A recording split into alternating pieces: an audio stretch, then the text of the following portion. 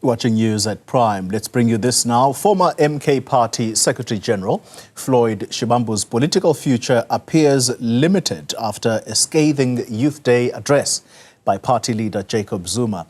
The pair started off their relationship on a high note, with the former EFF deputy president describing his floor crossing as the most solid and sound decision ever.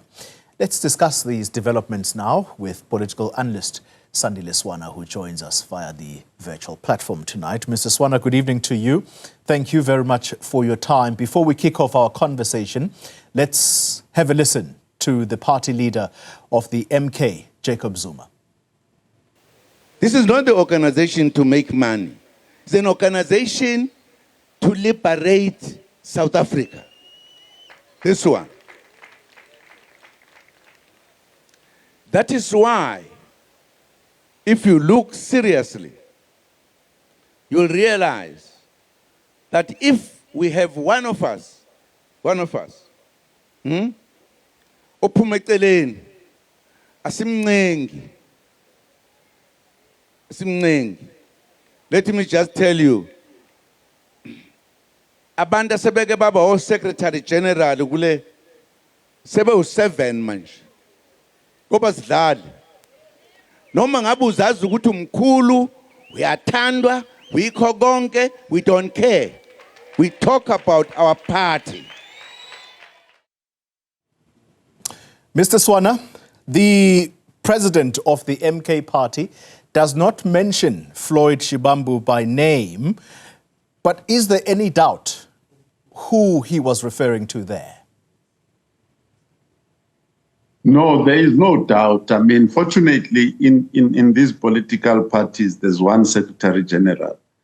And we know that the MK party has really been changing them quite frequently, given that it has not yet made it has finished 7 years, but Jacob Zuma says that they've already expelled 7 or changed 7 of them. So, because they went astray, to use Jacob Zuma's term. So there is no doubt that Floyd Shivambu is actually the person in question here. He is headed to Parliament, at least that's what the party told us at the announcement, the recent announcement. Does he still have a solid future within the MK party ranks, or is this the possible end of Floyd Shivambu within this political home? Yeah, I think that in the short term, in the build-up to the 2026 election and maybe even the 2029 election, he may not be able to play a prominent role. There are people who've gone into political exiles of one kind or the other. Cyril Ramaphosa himself went into such a political exile.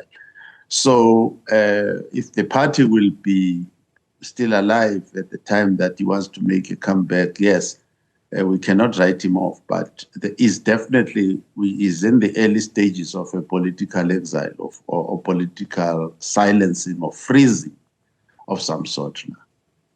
I listened earlier to Dr. Ongama Mdimga, who appears to suggest that sometimes these political figures appear to not have the wherewithal in terms of perhaps disappearing for a moment and allowing themselves the time to think things through before they make the next move.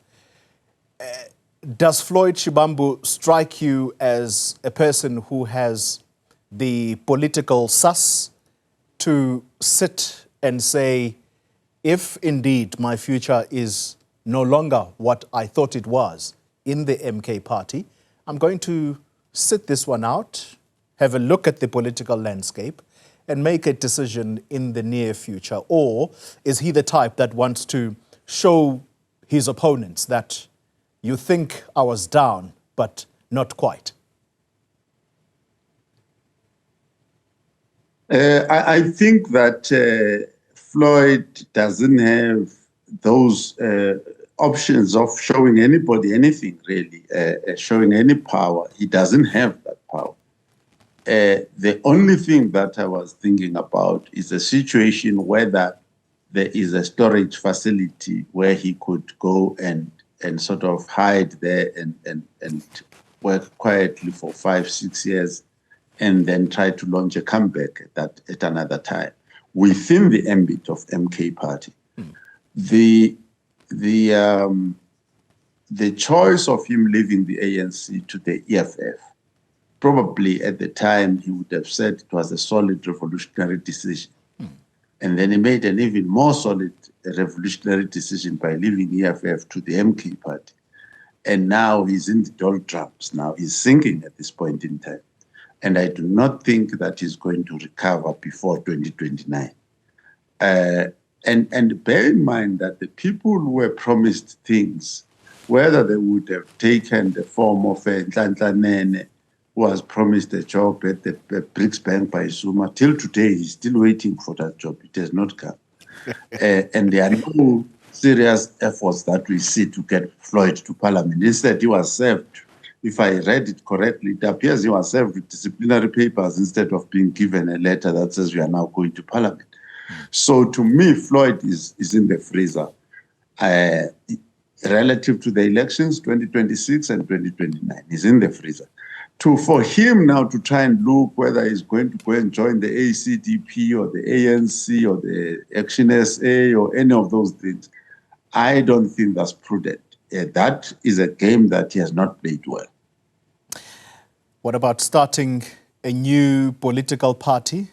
And add to that question, how do you think the EFF is reading his particular situation? Because the party leader there was very cut up about this move.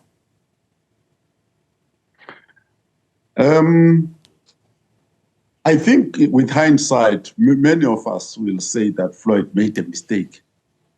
And that mistake could have been informed by his own lack of proper discipline, of being able to cope with the discipline of the EFF party at the time. And so on and so forth. So, and Julius Malema even said that he would make a concession. At some point, he did make that. He would make a special concession for Floyd to come back to the party, to the EFF party. Yeah. That proposal might be easily overruled now because people have seen that they can work without Floyd, etc., etc., etc. So he's actually, for the time being, is in the wilderness, political wilderness. Now the issue is that probably the people of the EFF would have seen the whole Floyd saga, the Limpopo saga, the whole move as an attempt to collapse EFF, and this move as a further confirmation that indeed they had no use, long-term use for Floyd, as long as they could get him out of the EFF with a view of weakening the EFF and destroying that. And I mean, my own observation is that it is tragic that the three of them, that was Sandile Swana, Floyd Shivambu, and Julius Malema, it appears to me that it's only Julius Malema who's remained standing. The ANC, in one capacity or another, has been able to really deal a blow on these two. I think the Floyd is, for the time being, at best, is in the freezer. Let's look at the MK party itself and whether it's able to shake off this tribalist undertone. And I'm raising that because at the launch of its youth wing this weekend, a particular moment occurred where part of the leadership core, should I say a member of the leadership core of the youth wing, was sort of, he wasn't booed, she wasn't booed, I should say, but she sort of almost was drowned out by the crowds who may not have had the patience to listen to her because she spoke a language that they may not have understood. A leader of the youth wing had to stand up and say, and call the supporters to order. But he says, Comrade Nkateko uyishangane, but it doesn't mean that this party is tribalist. We may not understand isiZulu that we are speaking. Some person elsewhere may not understand isiZulu. And so you have to be patient and be accepting of all people in this party. Do you think that this party is capable of shaking off this particular tag? By the way, the person who called it at the very first time was Gwede Mantashe, the chair of the ANC, that this party is a tribalist party. Yeah, so the first thing I will say there is that, unfortunately, you know, the ANC called itself a leader of society. And one of the things that they needed to lead us away from is racism, tribalism, and those types of things. At this moment in time, tribalism in politics is gaining the upper hand. A number of these parties, either they are seen as white parties, others are seen as white Afrikaner parties, others are seen as so-called colored parties. And then the MK Inkatha, for instance, has not been able to shake the Zulu identity and Zulu culture. And MK and Zuma himself, unfortunately, has built a very strong brand, a Zulu-aligned type of brand. And there's nothing necessarily troubling about that. What is troubling is that people in South Africa can go to a rally and expect a person who doesn't come from their background, who is fully South African, to speak their language, knowing that that person doesn't know that language. It's a problem. It's a problem to the extent, and it becomes even worse when people call each other Shangaan, because sometimes when people say Shangaan, it is not always a compliment in itself. So it becomes a very big problem. But the long and short of it is that Gwede Mantashe might be saying, I told you so. Interesting indeed. Sandile Swana, thank you very much indeed for your analysis tonight, political analyst, taking us through what he makes of the situation as it pertains to Floyd Shivambu's future within the MK party, but the party itself. Is it capable of shaking off the tribalist undertone?